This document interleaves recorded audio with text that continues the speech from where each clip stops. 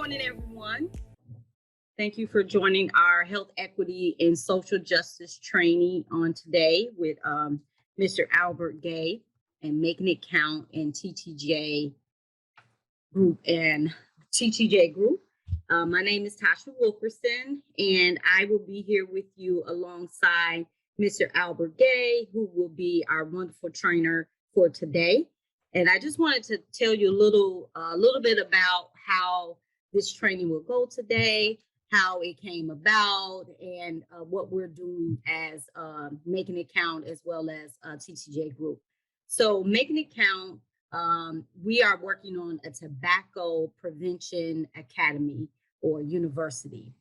And so with that academy, as a matter of fact, we are doing some work around substance abuse prevention, or the SPIF. We did that on last week. And this week we are doing health equity and social justice.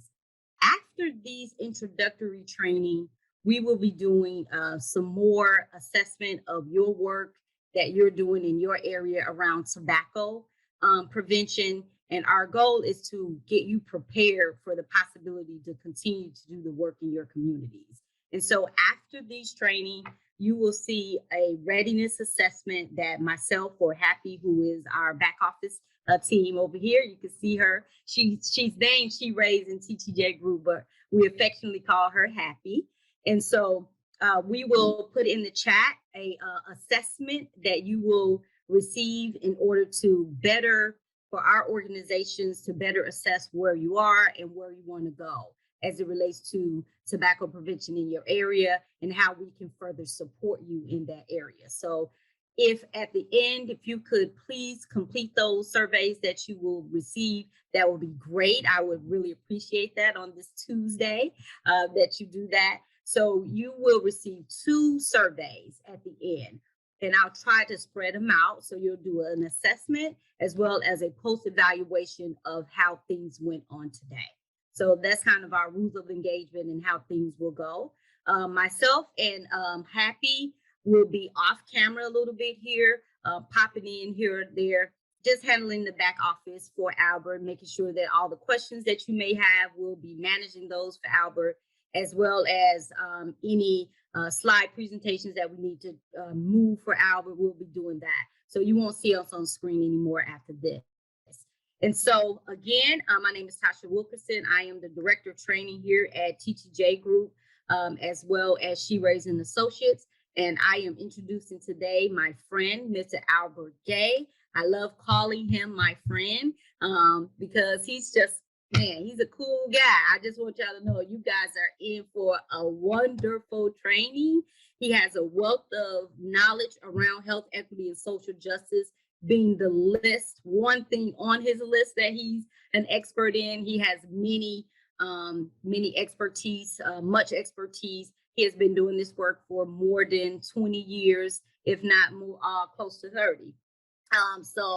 Yes, I'm letting him know your age a little bit, but he has been doing this work and he's great at it. And so you are in for a ride today. He's going to engage with you, share with you some wonderful information. And I am happy to introduce Mr. Albert Gay, who could take you a little further and introduce himself and then go on with our training. So thank you. It's all yours, Albert. All right. Hey, good morning, everyone.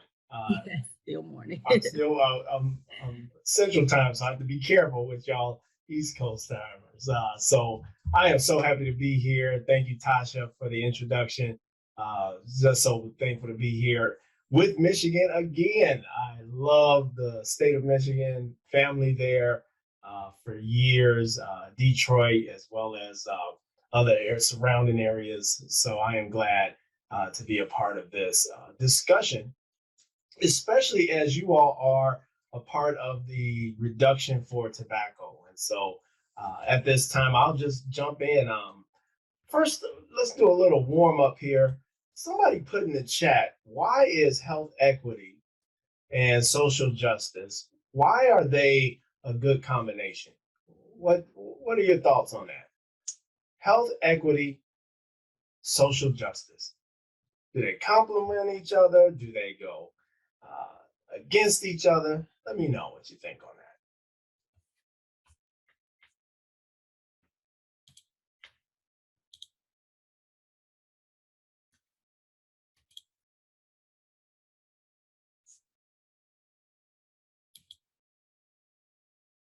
We got some long typers, right? Typists. Go ahead, take your time. Working out those synapses this morning. Right. Yeah. Open them up. Let us know what you're thinking.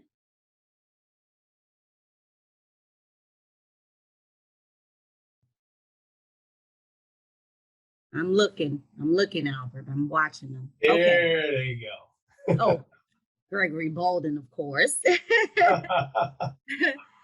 There are two sides of the same coin. One does not work completely without the other. And health is wealth. Thank you. Thank you, Teresa. And then Elaine, health equity and social justice.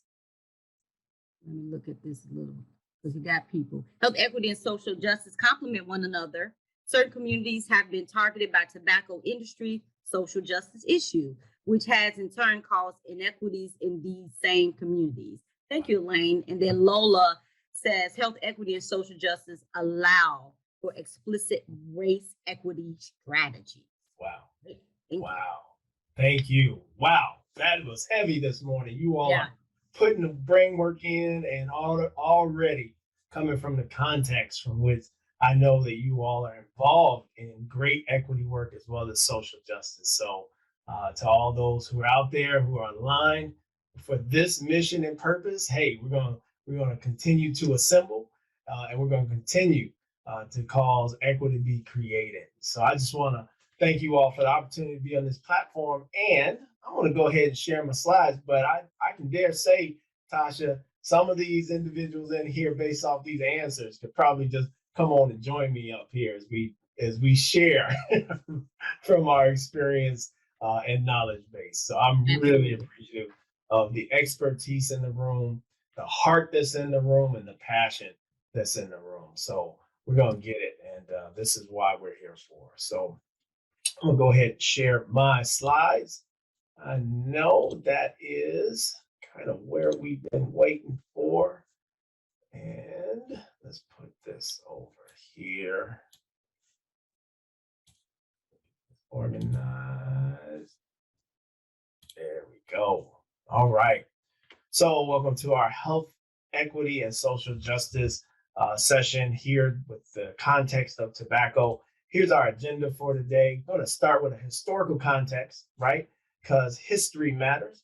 And especially now in the times we're living where there's a push against actual historical facts from coming forward. Isn't it just like injustice to not want history to come forward? So I want us to automatically begin to think on that.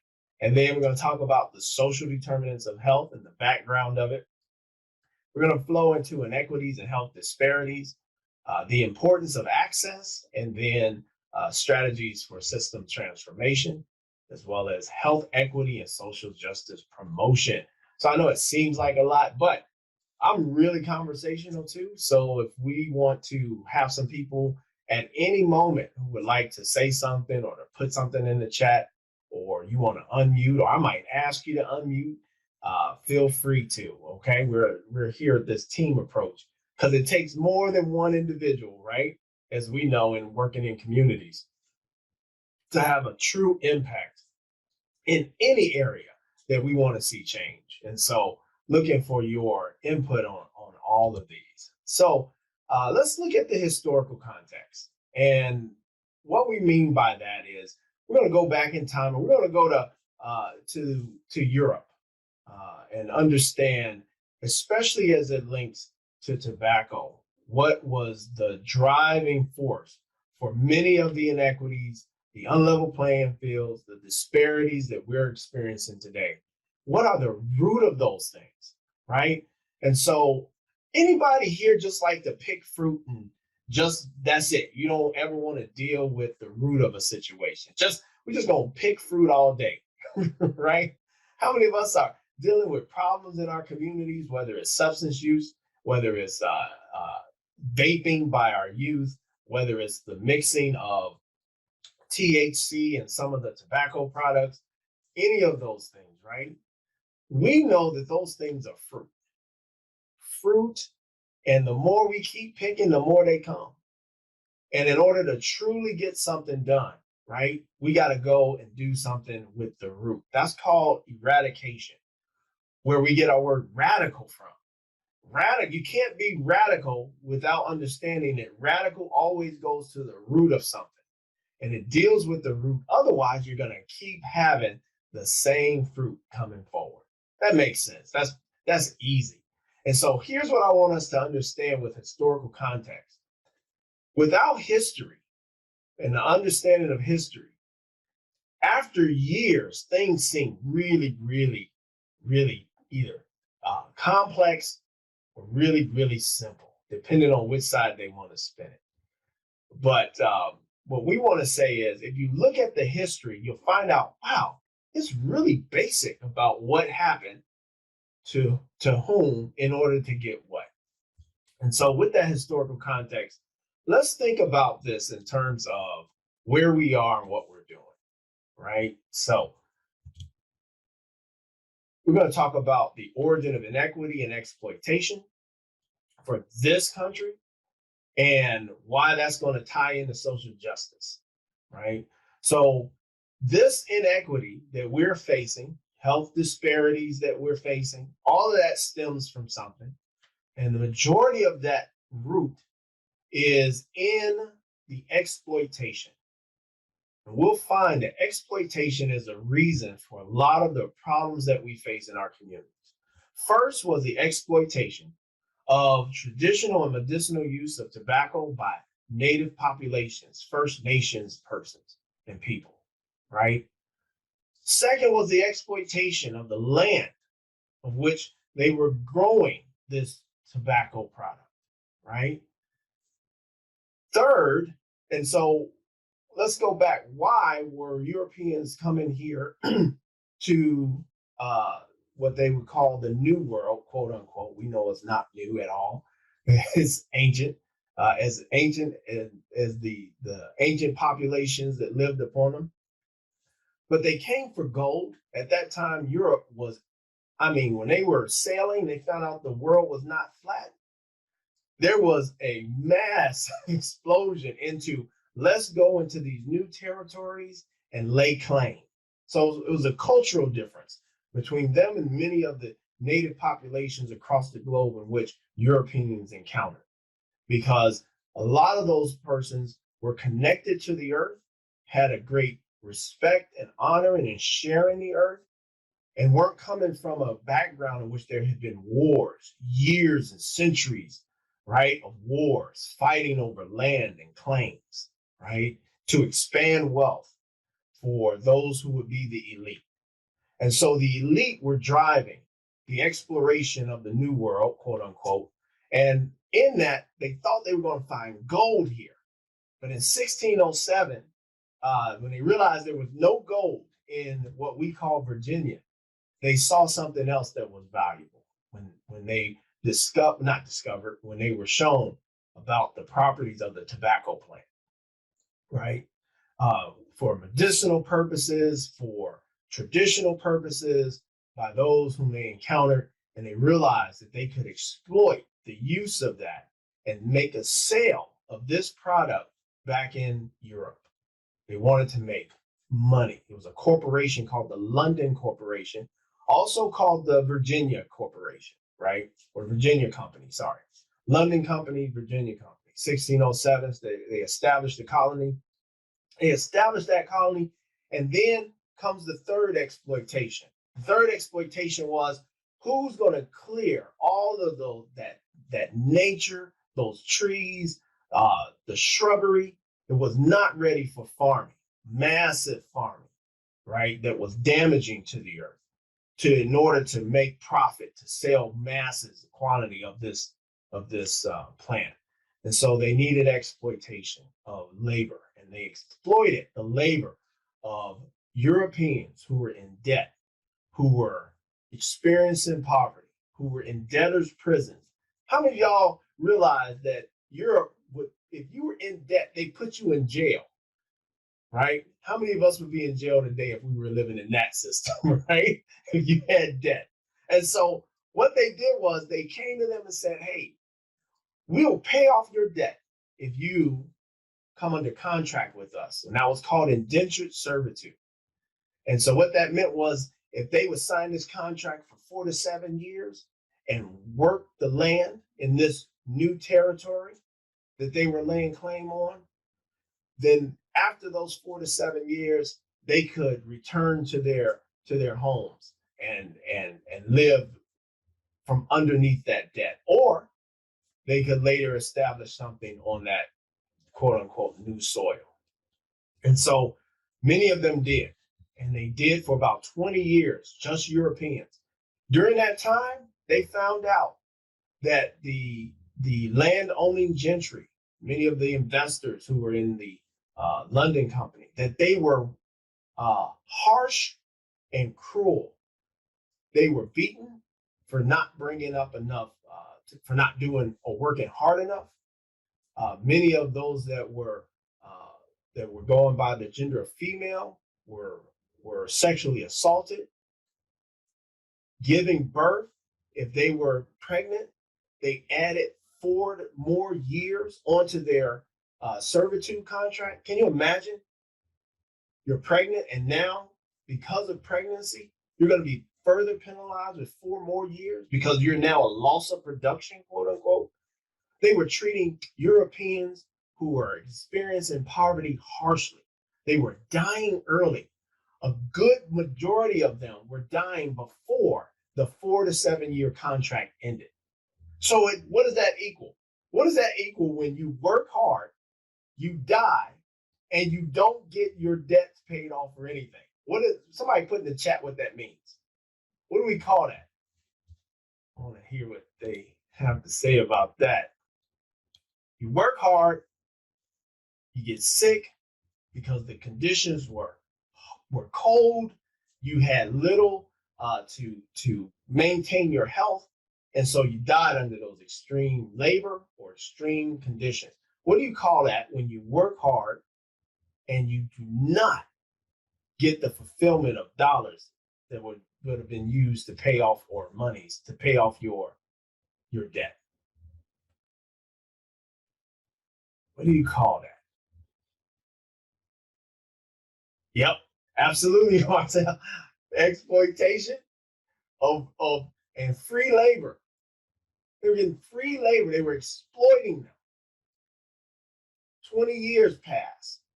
In 20 years, they had intercepted a group of Africans who were on a ship. They had been stolen from their native land, which is around the land of Angola, what we would call Angola for Africa today. Those 20 had been hijacked, and they were brought, instead of going to where the Portuguese were telling them, the British pirates or privateers brought them to Virginia in order to sell them. And so what they ended up doing was selling them into indentured servitude. Once again, a contract, 4 to 7 years, where they had to work.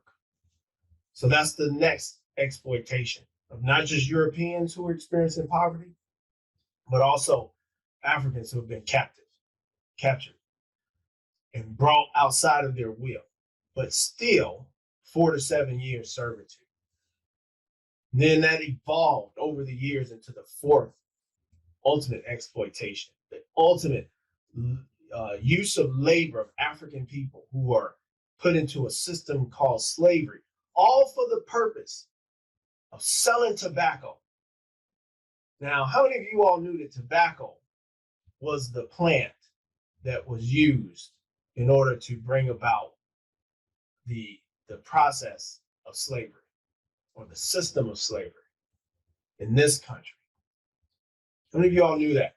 We always hear cotton, right? It was tobacco.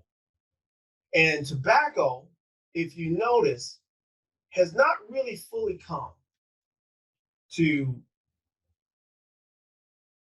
the tobacco industry has not fully come to make that connection to where they have said, hey, we are at fault for the whole system of exploitation of labor, indentured servitude first, and then ultimately slavery. And then out of this exploitation, all of this was before they started using the terms of race, white versus black versus other colors in which they would classify men and humans. And so what ended up as resulting was this next atrocity of racism, in which it was invented in order to justify the continued exploitation of labor by people groups, by extracting them from their homelands in order to bring them to a burdensome, harsh, and cruel work of raising tobacco crops, and always being pushed beyond the normal limits in order to make those who were in wealthy positions even more wealthy. And so that historical context is important for this reason. If we don't understand how even race was invented, right, for the purpose solely to justify exploitation of labor, then we won't truly understand what social justice is truly all about.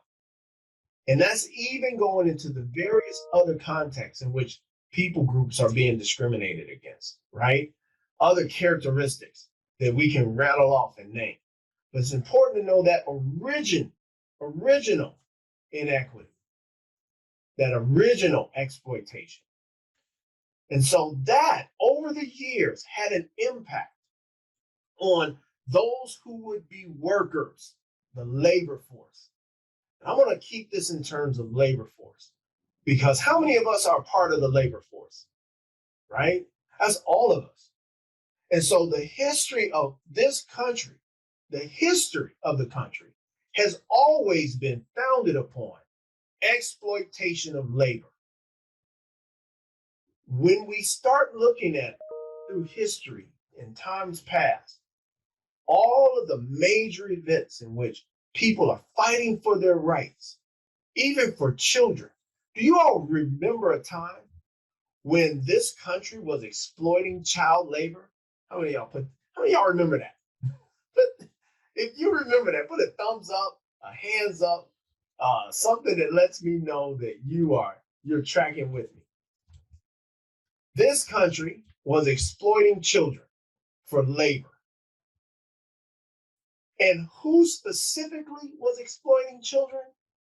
Not the government. Once again, giant industries built upon that previous wealth that came at the exploitation of labor, which now allowed for factories to receive raw materials, right, and goods to supply their processes in these northern areas where big factories were beginning to get their engine running. And as a result of that, those big factories needed laborers.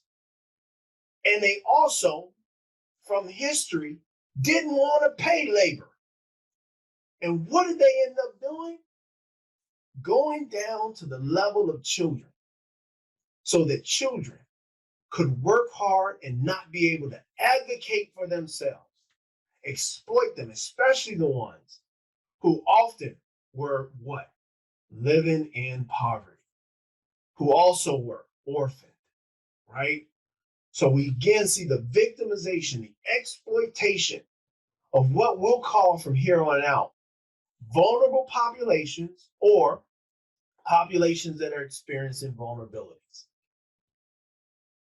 Exploitation of labor is what is the continual factor that you'll find is almost, if not always, is very close to the root of some type of discrimination, some type of injustice that's occurring.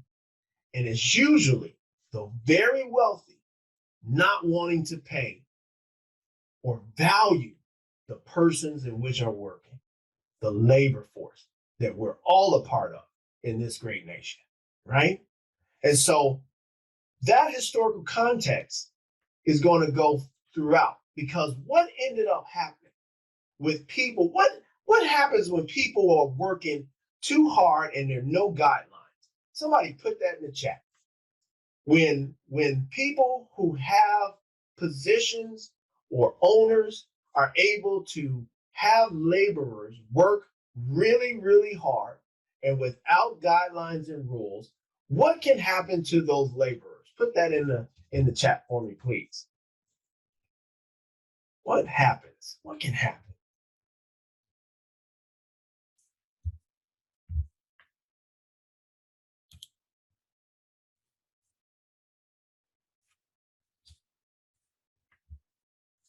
They get sick, they get hurt. Oh, go ahead. You can read them. Tasha, sorry. No. Burnout, injuries, exploitation, overwork, underpaid. Yep. So you all have that in our groundwater for an understanding that throughout history, populations or certain populations for a time all have experienced a time in which they themselves were exploited, right? We can look at all the movements. Even now today, we have what's called the wage gap, where women who can work harder than their male counterparts and still receive massive percentages less than. So this is your homework right now, like interactivity. Somebody, not homework, this is now work. Somebody look up what's the gap, wage gap now? Either from 2018, if you can find it, on up to 2021 or even 2022 if they got it. Somebody show me, tell me, what is that wage gap right now? What is that wage gap? And as you're doing that, make sure you put it in the chat and then I'll come back to it. When we have all of those things that occur, when people are exploited, they get sick and they get hurt, they burn out, they have injuries, there's exploitation, they're overworked and underpaid. This all links to, thank you. You are on it. I appreciate it. 87 cents per dollar. And a few years ago, it was much less than that. What if I said to women, hey, you should be happy? You should be happy. It could be back when you were getting 50 cents compared to the dollar that the male was making. What if I said that? What would you think if I said to you those type of words, that women should be happy that they're making 87 cents at the same, doing the same job, if not more, than their male counterparts, right? What are your feelings on that? Put some emojis up. You can put that up too. Oh, it's 82 cents. Thank you. And 87 cents for Black people. Okay. Thank you for clarifying that. What kind of feelings would you get from that? A statement like that. If I said that in all of my, yeah, Tammy, there we go. Tammy, absolutely. Tammy, you're invested in that stat. There's a characteristic that's yours, that you belong to, that you are being personally affected by. And if you have children, they'll be affected by it, right? You may have watched your parents, grandparents, aunts and uncles also be affected by that. And I know you got to be thinking, well, when is that going to change? Why isn't it dollar for dollar? If it's labor for labor, why isn't it dollar for dollar? And so this continual exploitation, I want us to keep that in as we're theming this with the social justice and equity. Because without this context, people will tell you that, equity is what? What are they saying now? Equity is, and this is a old counter. What are we hearing now when people bring up equity? What's the counter movement saying now when we think of equity? What's being heard out here in these streets as we or on TV? If you're not out in the streets, what are you hearing on TV when we bring up equity? All lives matter, yeah. What's what's the what's the negative connotation when we bring up equity that we're starting to hear or we've been hearing? Just kind of affirmative action. Yep. That's one of them. Equity feels like oppression to people with privilege. Yes, you're so right on that. And that affirmative action rings true too. And if you go down to even a lower level of that, yeah, you're all real racist, sexist, etc. Yep. They attaching it now, even as they did before, to communism?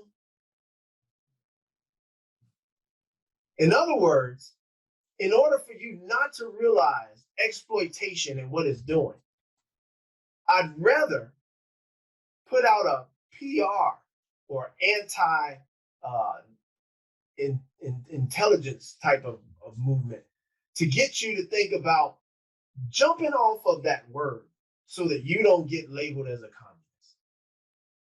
And this isn't about communism. This is about justice. If we do the same work, why, if I'm talking about equity, right, based off of also other things that I'm up against, why should that now be labeled communist? All of those things that you mentioned earlier, that if you look at that chat where people were talking about what happens when there are no guidelines, when there's little to no structure that will protect you as a laborer, right? What can happen? We heard you can get sick, you can die, you can get injured, you have low morale, you can burn out. All of that is the impact that I want to now bring us to, which is these and what happens to your health. Because from this history, that tobacco history, which set the precedent of what other companies would do if given to their own um, authority without oversight, that it would yield this exploitation, and then that exploitation would have further impact on all of these other things that ultimately impact your health. So your education is impacted because if you're not getting the same amount of money that you should based off of the work that you're doing, and yet you're getting paid less than, and that's all based off of a social context, right? Then that will ultimately impact your health because you don't have the same amount of wealth to invest in your health and the health of your children, household, and community. I want to put community in there. So all of these things that you're looking at end up impacting the health, and that comes and stems from the history of our nation. We call that and those the social determinants of health. And the social determinants of health are life-enhancing resources whose distribution across populations effectively determines, watch this now, length and quality of life. Where did we first see this? We first saw this with the shortening of life of those who were indentured servants who were coming out of debtors' prisons in Europe. Europeans' lives were shortened because the company they worked for exploited them so harshly that they died early. Right? Now, what I want us to get in this, and this is the part about equity, when we're trying to bring people on board, people think that the history of this nation began with the exploitation of Native American populations only, and then followed by what? African people who were brought over for slavery.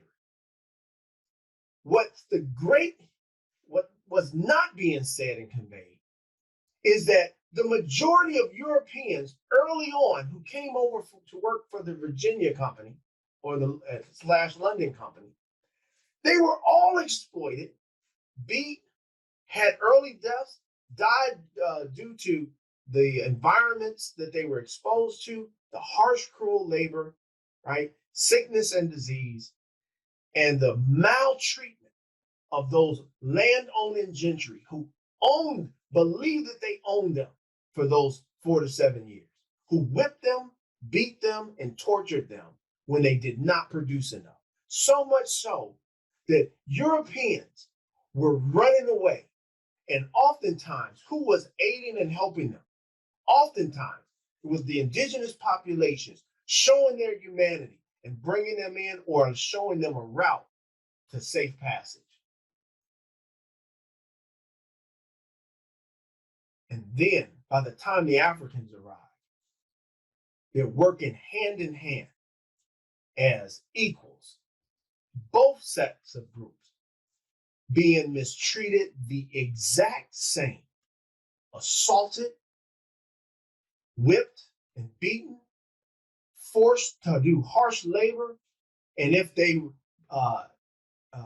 became pregnant, added 4 more years onto their contracts. That's the reality and the history from which this is coming. All of that, these same social determinants of health that we look at today through Modernize, here's what I want us to get, are the same determinants of health back in the 1600s when the Virginia colony was first established, Jamestown. Same thing. If there's little access to health care, if there's little built a neighborhood environment in which people have safety and security and are able to be sheltered from the elements, if the social and community context is discriminatory and hostile and full of imprisonment and punishment, if there's little ability to have economic stability, right? And if there's little to no access to quality health care, then your life expectancy shortens and your quality of life diminishes. This is throughout history in any civilization that was ever created. The ones that fared the best, where the people fared the best, are when these 5 elements, these 5 areas were plentiful, where people had access to it. Does that make sense? So let's look at the social determinants of health. There's a great link in video that talks about the social determinants of health.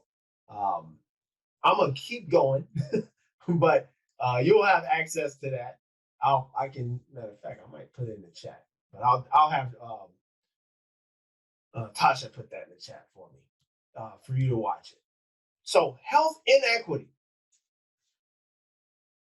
When we talk about health inequity, which is what the unfair access or the restriction of access of those social determinants of health, right? That's what creates inequity. It's the systematic and unjust distribution of social, economic, and environmental conditions needed for health, unequal access to quality education, healthcare, housing, transportation, other resources, unequal employment opportunities, pay and income, and then discrimination based on social status and other factors. Discrimination factors in to these health inequities that we're experiencing. And when we're talking about health inequities, the result of environments not being equitable to where people are able to gain access ends up bringing the outcomes or the fruit that we know as health disparities. And health disparities are these: a particular type of health difference that is closely linked with social, economic, and or environmental disadvantage. Health disparities adversely affect groups of people who have systematically experienced greater obstacles to health based on their racial or ethnic group, religion, socioeconomic status, gender, age, mental health, cognitive, sensory, or physical disability, sexual orientation or gender identity, geographic location, or other characteristics historically linked to discrimination or exclusion. We're talking about the historical discrimination, meaning the restriction of access to those 5 social determinants of health, which therefore leads to these deplorable outcomes where certain populations are doing well health-wise, right? In other areas too. And certain populations are doing miserable in those same outcomes. And guess what? The answer is not in genetics. There's no genes of a particular, what we classify as racial group, that makes them more susceptible to those diseases or that health problem. It is merely the link to access and what practices socially constructed limit those groups from gaining access to those 5 areas. So here's an example. Let's go to 2017. We're going to do disparities by race, right? So can someone answer this first column here? Suicide attempts by adolescent, fill in the race or ethnicity, females were 40% higher than adolescent, non-Hispanic white females. 40% higher. Can someone tell me which group are we talking here? Racially or ethnically? Which group? Put that in the chat for me.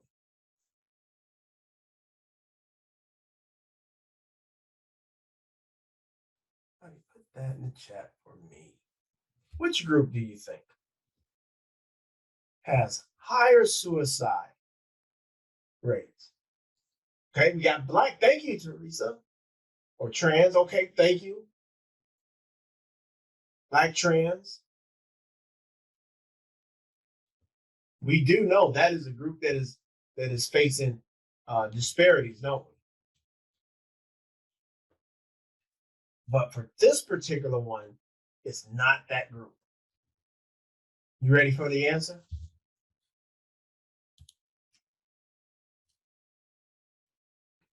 Veterans. Veterans is also facing health disparities, behavioral health disparities, right? Especially around suicide. Thank you for acknowledging that, Alicia. It's Hispanic females. Hispanic females, adolescent females, 2017, 40% higher. That is huge. Let's go to our next column. Which category, racial or ethnic category, is this? 42% of this category, adults with hypertension versus 28, they have hypertension versus 28.7% of non-Hispanic white adults. So which group is that? Which group is that? Thank you, Ashley. You said Black men, Native Americans, Elaine. You all are all in the zone, right? African Americans, absolutely. Yep. African American adults, just African American adults. I know the picture has 2 Black women there, but it's actually just adults. Next, let's answer the third one. This particular ethnicity or racial group adults were almost 3 times more likely to have diabetes than non-Hispanic white adults. These are examples of disparities. Which group is this? Who wants to put that in? Shannon says blacks. Thank you for that, Shannon. Amanda, which one were you answering? Is that the previous one, Amanda? Black peeps, Teresa. It's up there too, right? Diabetes. You are absolutely right. It is. It's Native American and Alaskan natives. 3 times more likely to have diabetes than the non-Hispanic white adults. So where do we go with this information? Does that fuel anybody? Right? Does this fuel anybody and go, why is this? This is not genetic. This all has to do with the environment in which people have been what? Segregated to live in. Discrimination that has caused people and population to be in certain areas. And so let's take a look at something Dr. King said as we're now starting to fuel up on why are these things happening? They shouldn't be happening.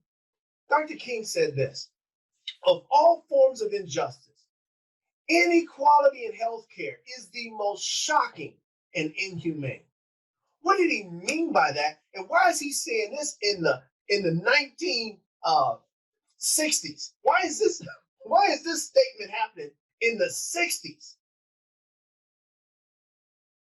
And yet we're still having the disparities of outcomes in 2022. And he was fired up about it in the 60s and the 50s also, right? And why was that? Because he realized we've got technology, we've got research, we've got science, and yet with all of that, we still have with discriminatory practices where people can't get access to it based off the color of their skin. Do you all realize in this day and age, in that time period, that hospitals were segregated? And if you were a characteristic that was not supposed to be in that type of hospital, you would be escorted out, if not arrested. Or you would self-govern yourself, knowing that even if you were sick and ill and needed to go to the emergency room, you would tell your loved ones, well, you can't take me, I can't go to that hospital. You're gonna have to drive me or take me or carry me to the hospital clear across town or in another town. They would accept me and mine.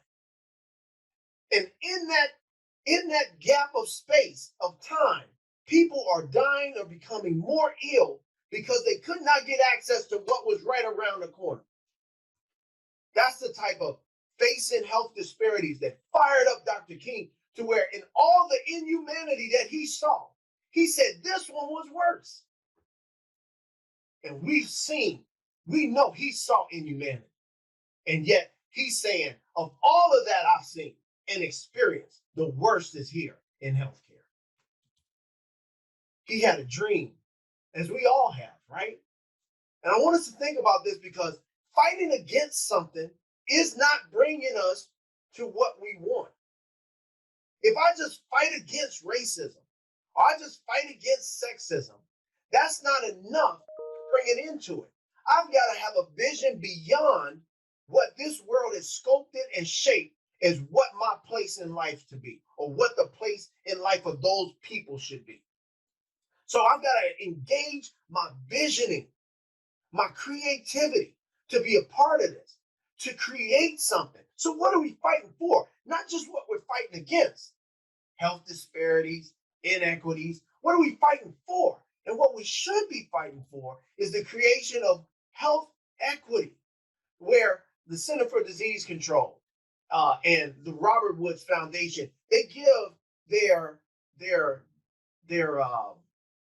definitions of what it means. I'm gonna let you all decide amongst the two which one you like better or which parts from each. you like better. So why don't you right now, after you read this, put in the chat some of the places or some of the things that you really like or want to extract and apply to your life or your community. And if someone wants to do a vote of which one they like better, I wouldn't be opposed to that either. You put that in the chat too. So which one of these definitions are resonating with you to the point you're going, that's me right there? Yeah. So he said, love people reaching their highest potential. Doesn't that make you want to stand up? Right? That's where we get that. Period. There we go. I'm with you. What else? What else is resonating with you all out of these two definitions? Removing obstacles. Yeah. And how important is that? How important just the removal of obstacles, and how people will, just by removing it, will begin to have better health outcomes and a better quality of life. Excellent. Anything else as you all are looking at those definitions? Access. Absolutely. Everyone has a fair and just opportunity to be as healthy as possible. I love it. I love it. Can I get one person to unmute and read your favorite one? One person, unmute and read your favorite one. Yeah, thanks, Tracy. Who's going to do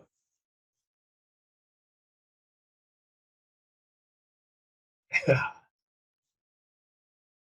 We're talking about social justice. We got to be bold now, right? So social justice is all about boldness. So who's gonna be bold and read a vision as opposed to just what we're fighting against? Let's read what we're fighting for. Read it with some power. Who's gonna do it? Will it be Alex, or will it be Tammy? Will it be Doreen? Will it be Crystal? Will it be you, Bridget? What about you, Calvin? Who's it going to be?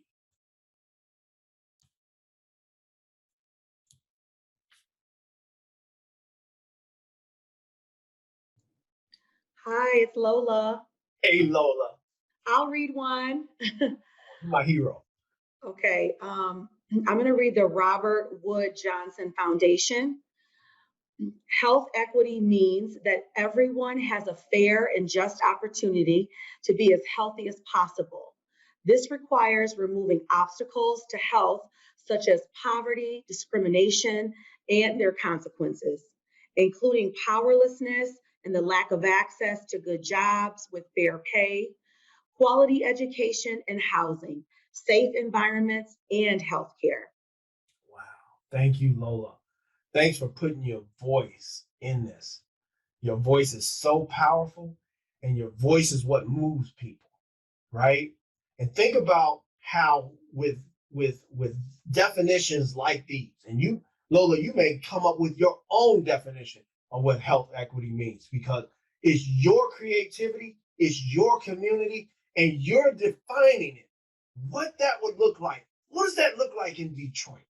What does that look like in the surrounding areas of and communities of Detroit area, right? What does it look like in Michigan? And then you define it, and let that be what anchors you in your movement towards social justice. So I love that you said that, and thank you for reading that. That's one of my favorites too, is that one. And I love the part about uh, powerlessness, addressing powerlessness. Can somebody put in the chat why certain people or communities may feel powerlessness? Somebody put that in there. Why might they feel powerlessness?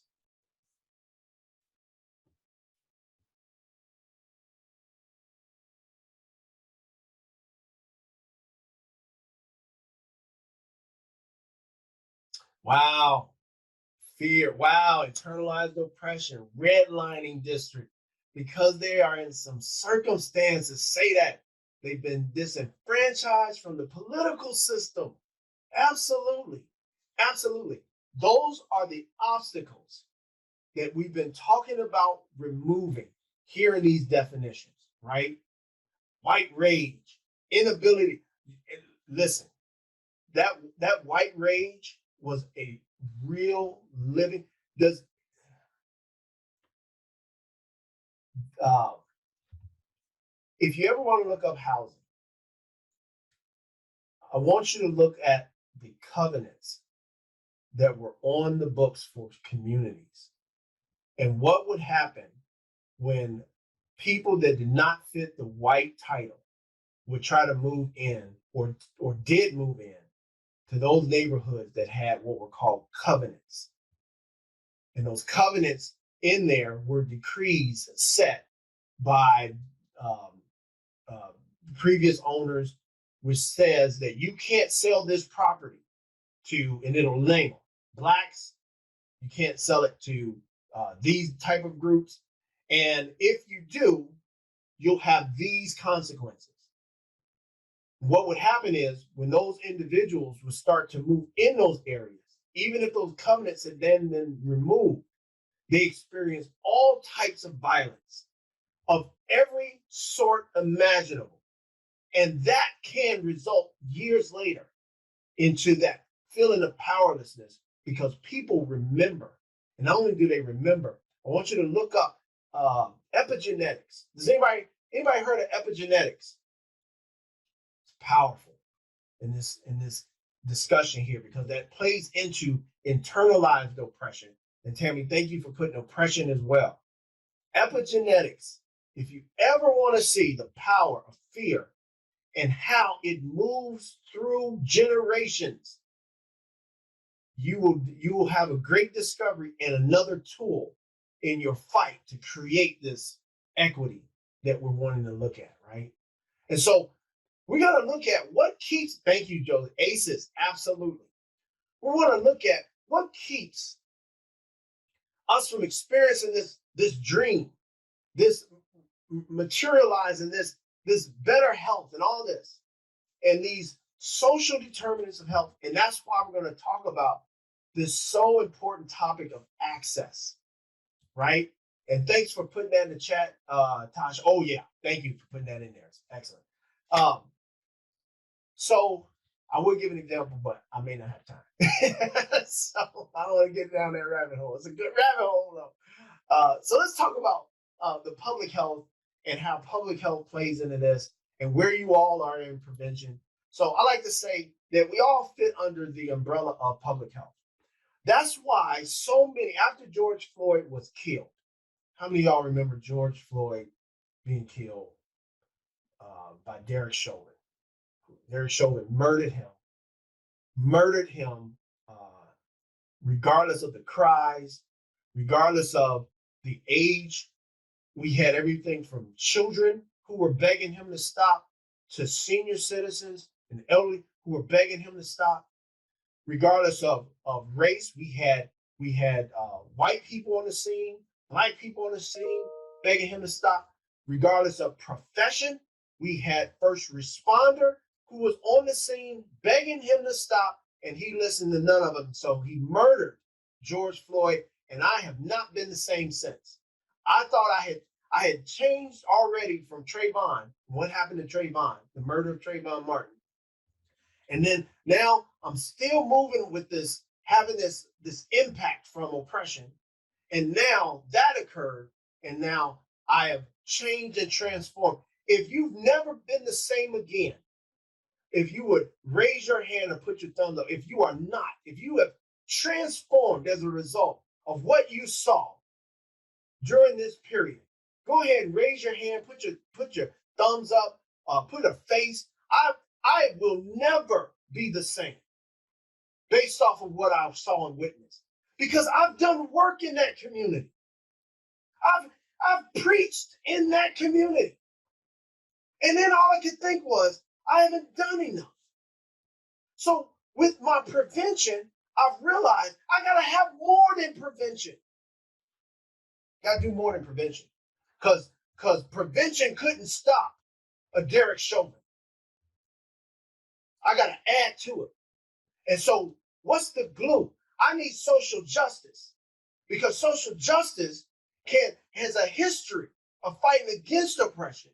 But both are on this, they're being tied by something. And what they're being tied together is the fight for and the pursuit for equity.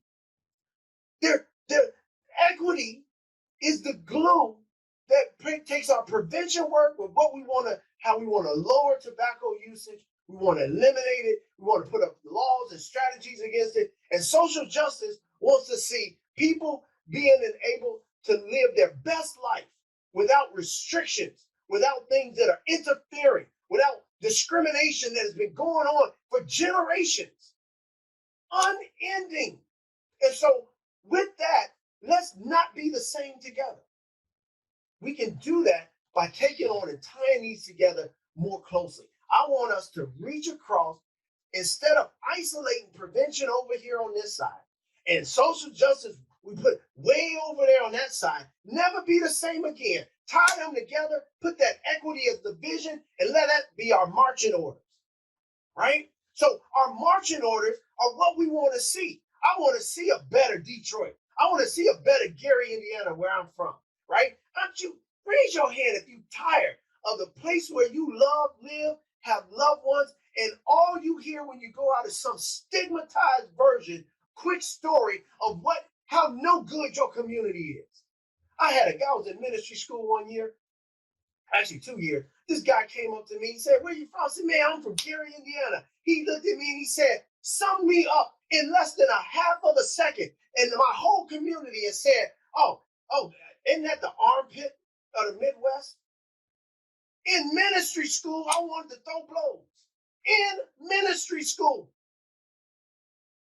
Why I gotta throw blows? Why does that person feel free enough to take a stigma story and stick it on me? And stick it on all the valuable people and all the valuable content and the creative genius in all of those people, and say, "Oh, y'all armpits." And he's never even been to Gary. Never. They've never been to Detroit.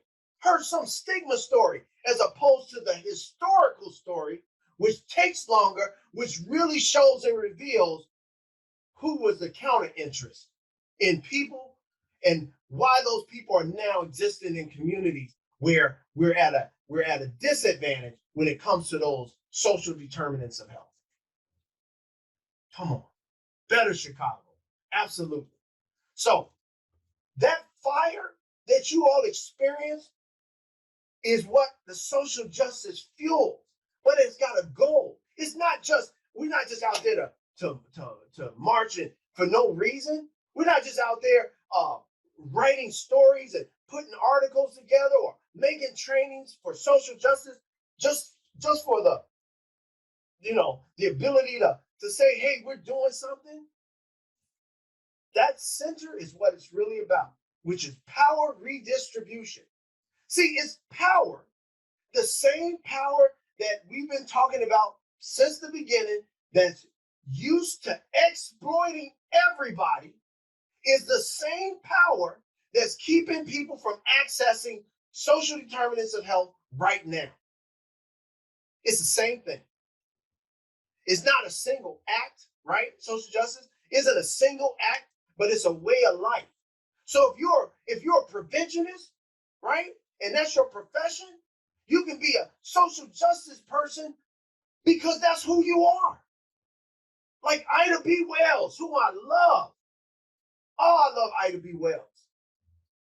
Who, in spite of where they tried to pin her, she's a great journalist, but before that, she was a caretaker because she had to take care of her 5 siblings, because during the yellow fever, right, a pandemic, her 2 parents died and her baby sibling died. And so instead of allowing her brothers to be divided up and living with separate members of the family, she, at the age of 16, took on the work and said, "I'll do it." And not only did she do it, but she also had to get a job, and she started being a teacher at the age of 16. so she could support her family. And then from there, she began to realize the inequities, the injustices that was occurring. And so she began to fight through her writings, which then led her to become a reporter, which then led her to be one of the founding members, right, of NAACP and other things. And why did she do that? Because she realized that this injustice, this denial of access of her people was keeping them in a cycle of oppression underneath this same power structure that really wanted to do nothing other than keep exploiting people. So all the lynchings that were supposedly based off of this person was trying to rape somebody, or this person was looking at somebody wrong, it was really about keeping them from becoming wealthy. And that's what she discovered, that a majority of the lynchings that had occurred were against Black business owners, whom the surrounding community saw as a threat to their own profitability. So they exploited at the ultimate level the killing of another human being and masked it with a quick stigma story. He tried to rape that lady. Far from the truth. And she investigated. But her social justice was about redistributing that power so that access became the thing in which people would be able to now go and gain from systems and institutions, as well as human rights, the basic human rights, which health is one of them. And in equity, of course, diversity and participation. We gotta shake stuff up, right? If I was in the military again, I'd have said something else. But we gotta shake some stuff up, right? Because the reality is this, that people, group, the power structure is still getting more money, more wealth, more resources than it actually needs. And it's doing it at the exploitation of labor forces across this planet. What did somebody put in the chat? Who owns 99% of the wealth is tied up in what population group? By percentage, just put the percentage.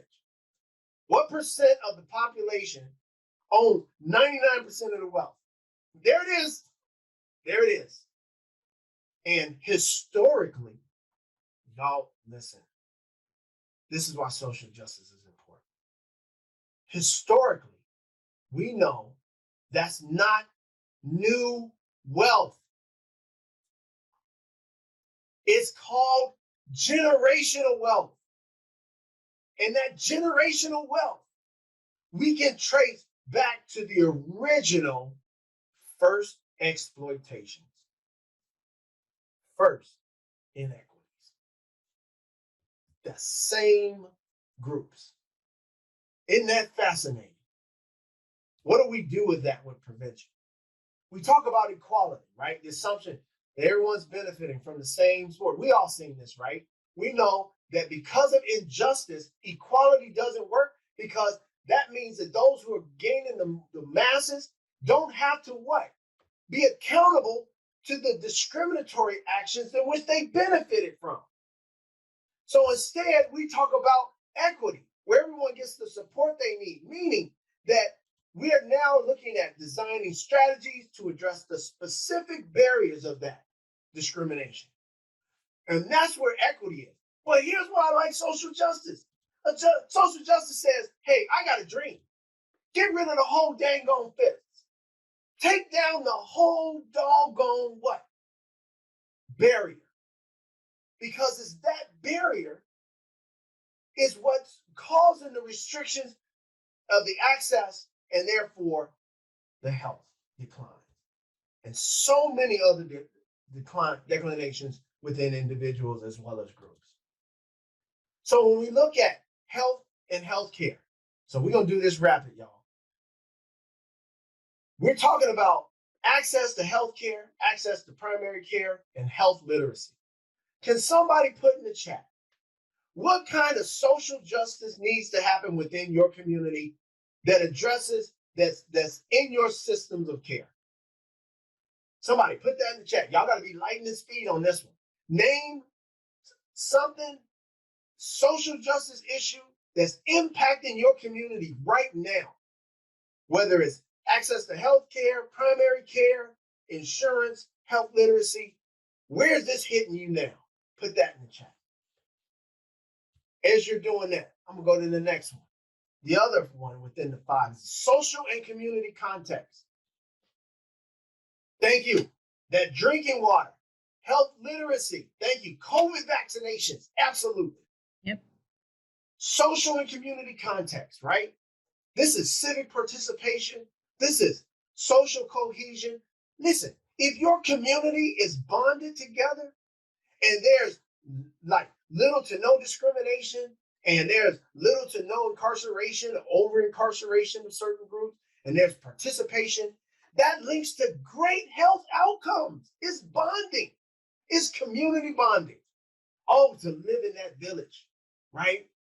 To think about the First Nations people prior to the colonization and the coming over of whether it's the conquistadors or the Virginia Company or those that came to exploit, right? And then pushing them off their land. Think about what kind of context and what kind of good life they were living prior to.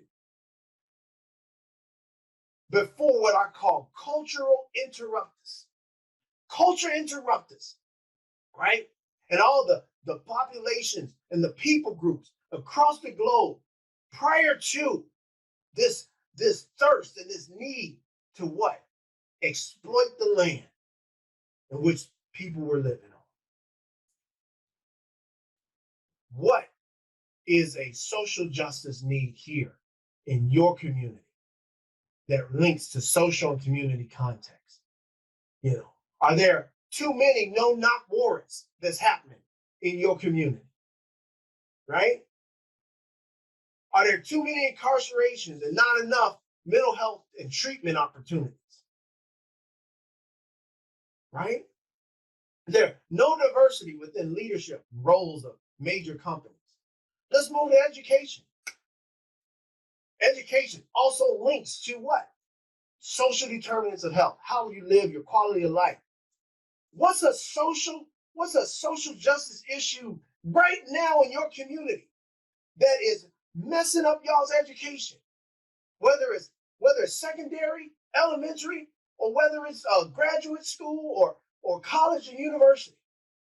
What is one that's happening right now? Think about that early childhood education. Are they suspending, children of a certain characteristic and expelling them from preschool? From preschool.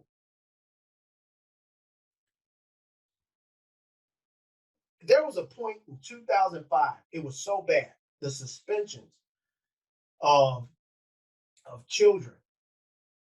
They were suspending children from preschool at 3 times the rate of secondary education. That's high school. They were suspending preschool and expelling preschool babies at an accelerated rate. That impacts early childhood education and development. Oh, that child was too bad. A 3-year-old? School to pipeline? Yes, absolutely. Pipeline to prison. School to pipeline prison. Thank you. What about neighborhood and built environment? Access to foods that support healthy eating patterns, crime and violence, environmental conditions, quality of housing. Name some social justice issues right now where they could use your prevention abilities, right? Think about it. And then finally, which is the one which to me is the anchor underneath them all, economic stability, linking to employment and unemployment, food security, insecurity, housing stability, and instability, and wealth and poverty. What are some social justice issues or needs that's happening right in this determinant of health in your community? Are there a lack of loans for businesses? You know they've been doing that now. This is why data, your prevention skills are so important. Because prevention eats and drinks data all day. And you can find the data on who's getting loans and who's not in your community. Who's getting business loans and opportunities and who's not. Differential access has had an impact of injustice on communities, such as the red line. How many of y'all know about redlining? I saw it in there earlier, right? The power of redlining and how it shaped our communities today, right? And that red line, that thing, when it came, it did something, right? What did it do? It transformed communities that were viable or had the potential to be viable and turned them into resource deserts to where now, and what do we mean resource desert? You know you live in a resource desert when every time you need something, you got to go to that other city to get it. Oh, hey man, I'll be back. I gotta go to the grocery store. It's not a 5-minute trip. You gotta go 20, 30 minutes. You probably are living in the after effects of a red line. Those are the after effects. If you gotta go way out of the community to get quality, you name it, quality groceries, quality education, quality healthcare, the ability to work, you got to go to a whole nother community. You're probably living in the after effects. And so when that joker called me an armpit, right, talking about my city, what he was looking at were the after effects of what happened to Gary, not the people. He was looking at the after effects of a group that he belonged to and the fruit of what they did. And instead of saying, man, it's shameful how people, and when I share a characteristic, how they took advantage of communities like yours. Instead, he gave a quick stigma story and said, yeah. Y'all are that way because basically you're animals. Quick stigma story, right? When all along the truth was there. So the grass is always, quote unquote, greener on that abundant side. So that abundant side has an effect too, right? That those who are, and here's what I want us to know.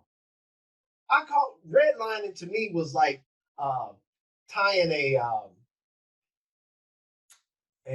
tourniquet on somebody. Everybody knows what a tourniquet is, right? Everybody knows what a tourniquet is.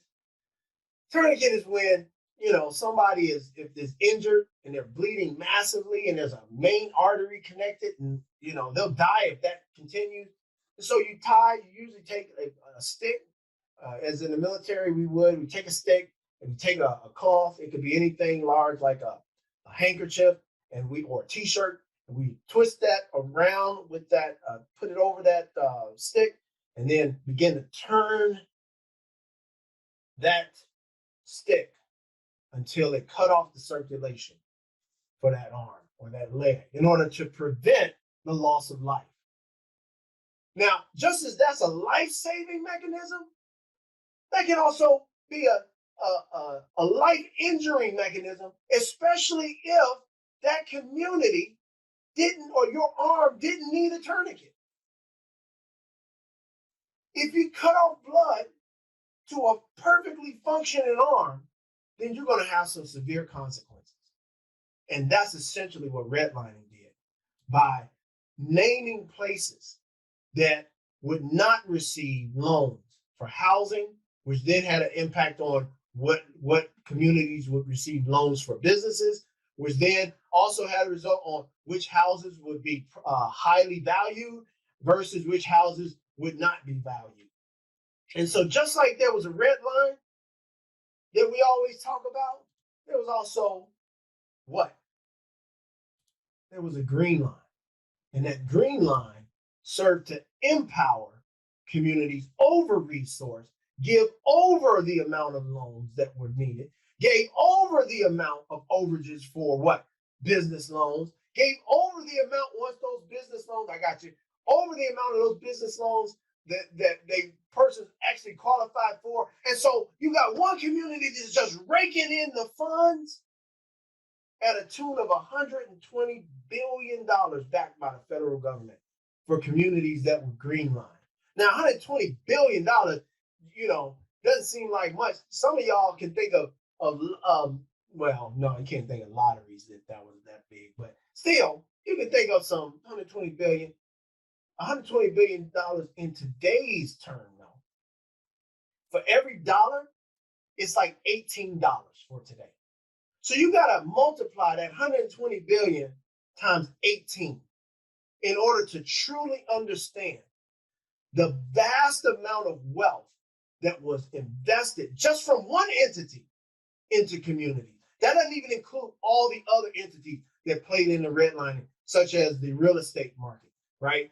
And industry, excuse me, such as the various businesses that also played in, and the other economically advantaged groups that also invested. So when somebody does that, put that number in the chat when you get a chance. Here's a red line that happened in Greater Detroit, right? So social justice looks at and ask yourself this question: what did redlining do to help create a power differential in your community, a capacity differential, or resource differential in your community? Even now today, we're still living in the legacy of injustice that was done in the 40s and the 50s. And we're still living, and it's still having an impact. Yeah, thank you, Teresa, for putting that in there. We know where everyone lives in those communities. Our county is highly segregated. It's still living out the segregation. So think about what that then does for your community. When you think about the restrictions that redlining alone, that's just one of the injustices, how it hit each one of these areas. And there's thinking about it, there's no wonder our communities that are facing vulnerability look the way they do or experience the problems the way they do, because there was an actual policy and laws and practices that helped them to become those ways. And what was the impact? They destabilized communities. So those destabilized communities have roots. And those roots are poverty, discrimination, lack of opportunity, the poor quality of and affordable housing, and violence. If I hear about one more doggone violence prevention initiative and it does not address the social determinants of health and the policies and the environmental strategies that were used against those communities and those populations, I am going to go up there and give them a good piece of my mind. That's what I'm going to do, right? Because we know that the fruit of that happens and ends up in individuals' lives, to where we're now dealing with ACEs, adverse childhood experiences, someone put in the chat earlier. But those adverse childhood experiences aren't just stemming because they grew up in a quote unquote bad home. It was the environment that was created that disadvantaged those communities around those 5 social determinants of health. And that's from which springs forth these outcomes. And those outcomes have outcomes, which then bear outcomes. And then we're in this cycle of oppression where people can't get out and they think it's because of them. And then they self-internalize that, and then they believe the stigma in some of the cases. So what's the impact of economic environment? Our impact then is we got to get these dollars, y'all.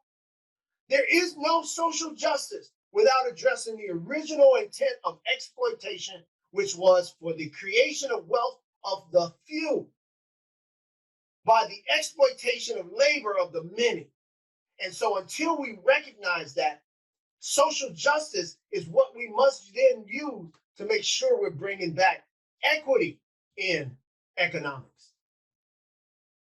And look at the impact, which how it all leads to higher stress, lack of faith in your own abilities, because you only got, people say that, you walk differently when you got money and resources than when you don't. And the reason why is because you've got opportunities.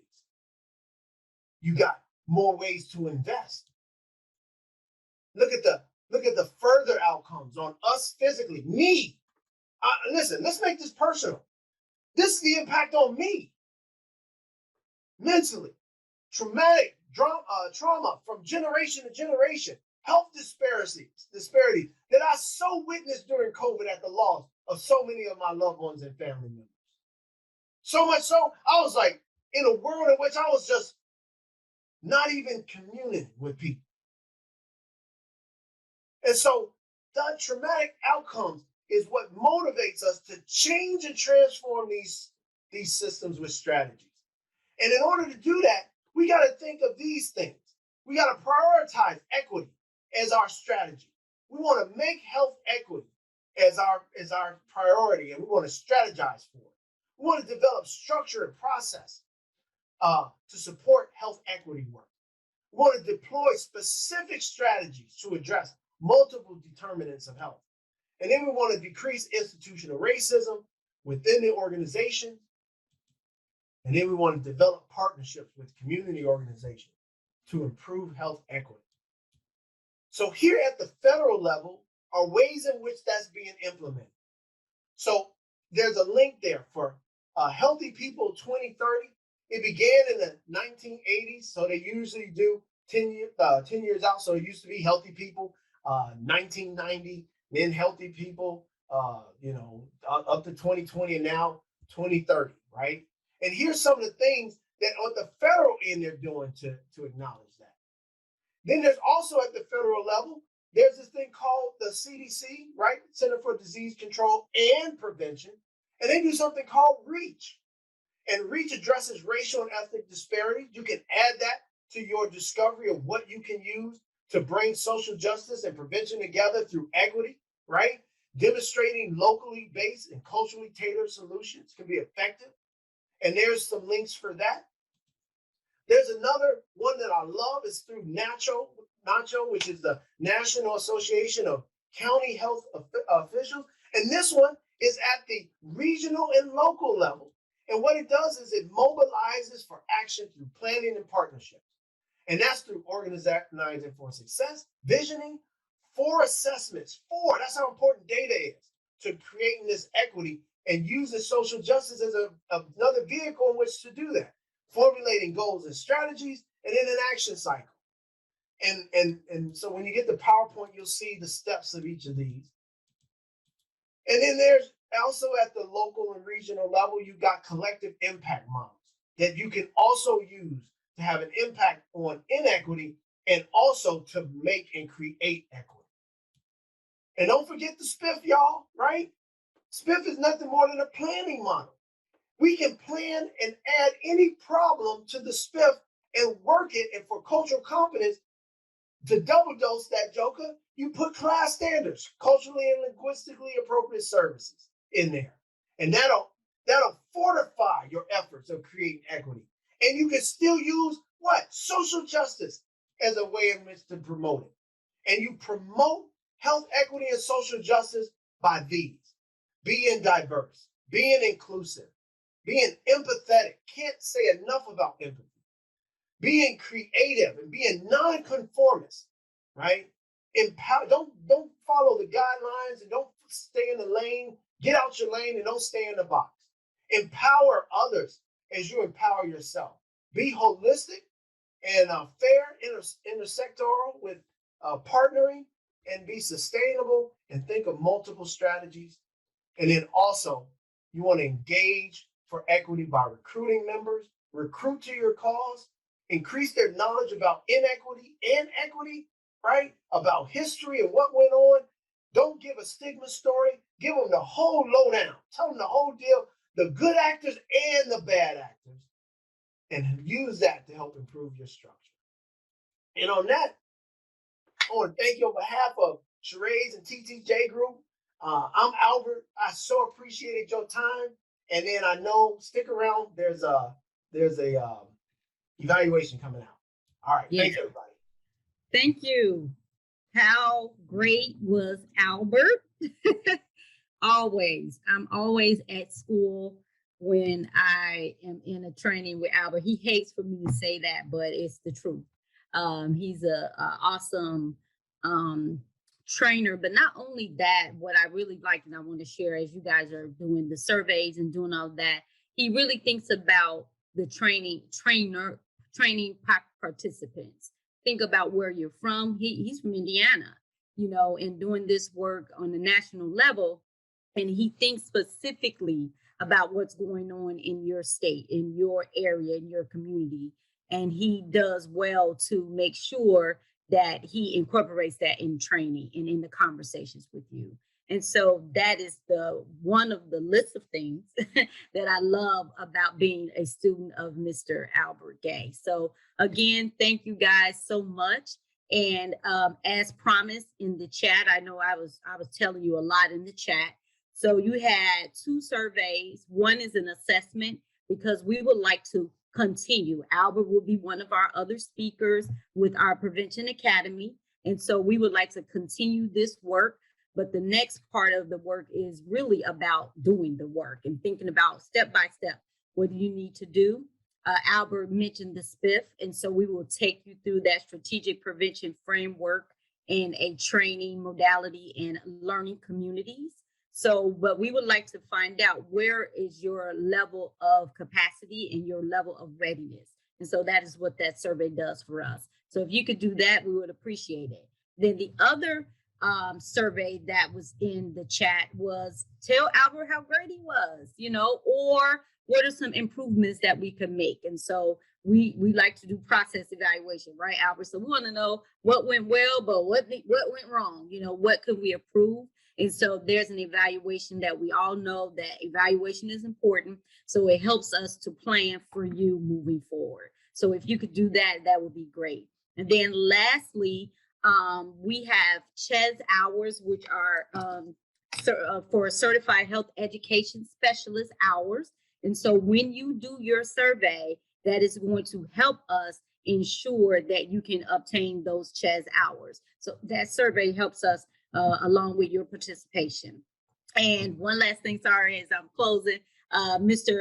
Gregory Bolden invited you all to, there's information in the chat regarding a coalition that we would like you guys to be a part of. So why don't you, check that information out so that you can do that. I don't know if Mr. Bolden, if you wanted to go off mute and talk about it a little bit, because you have an audience of 25 who's they're still hanging around. They want to hear more about what great things we could do. So if you could do that, that'd be great. Now you just gave the preacher access, and then you told me to turn off mine. Too, but I'll keep it simple. There are 2 major coalitions, great coalitions in Michigan. One in Grand Rapids and one in Detroit, the Detroit, Wayne, Oakland Tobacco-Free Coalition. And the Grand Rapids, which was part of the Urban League. And I would encourage folks to be a part of this. The things that were talked about today are being put into action, and you can actually go in and make significant changes within your local community. So Greg Hepshire, who's in the Urban League in Grand Rapids, and Minu Jones, who's in Detroit, are wonderful leaders. And they're moving their processes. And right now they're dealing with menthol and other flavor restrictions. But the work that they're doing and the process that they're going through will work in any area that you want to address. So if it's walkable communities, if it's access to economic development, if it's all the things that Albert has been talking about, you can put those things into action. Don't just sit here and be a part of the conversation, but not actually step out and be a part of the change. The change only takes place when we're actively involved and we participate in an organized fashion. Marches are great, Yep. but voting is greater. And replacing those folks who are in your way works tremendously. So I encourage everyone to be a part of that. And we'll send out the contact information for those if they would like to join those coalitions. Okay. Yes, we will definitely do that with our participant list. So thank you so much, Mr. Boulder, for being on and sharing that information. And I know that I promised in the chat, and I promised that before probably telling Albert, that if anyone had questions, that Albert is willing to stay on about 10, 15 minutes. I'm going into his lunch probably, but 10 minutes if you had any questions. If not, we would like to thank you for participating in our training, and we would definitely be in communication with you via email. So in the email, these are the things that you can look for. You'll get the wonderful slides from Mr. Gay. You will receive this recording as well as the survey again to make sure that you took it, and the assessment form. So you will receive all those by way of email. So thank you guys so much for awesome training today. Thank you for your active participation.